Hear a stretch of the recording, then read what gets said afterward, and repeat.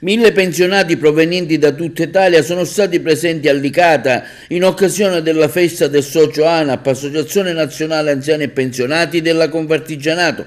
Il presidente provinciale dell'ANAP, Cavaliere Franco Messina, presente alla festa, ha incontrato il presidente nazionale dell'ANAP, i colleghi presidenti provinciali e tanti associati convenuti in provincia di Agrigento. Sono stati giorni di incontro, di confronto, un ulteriore modo per rafforzare il forte legame tra l'associazione e i propri soci. Sentiamo il presidente Franco Messina.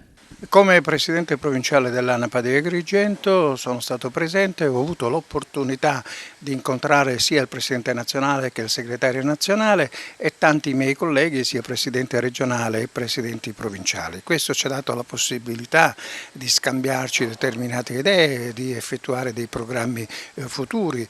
È stato un incontro che con i 1000 partecipanti dell'ANAP che sono arrivati da tutta Italia abbiamo trascorso più di 11 giorni, più di 10 giorni in questo bellissimo residence che c'è a Licata, svago, divertimento e poi la possibilità di fare quasi giornalmente dei check-up gratuiti per ognuno di noi che aveva alcuni problemi sia polmonari, sia dell'occhio, sia per lo stomaco e via dicendo, oltre ad avere quasi giornalmente delle escursioni per far conoscere le bellezze della nostra Sicilia.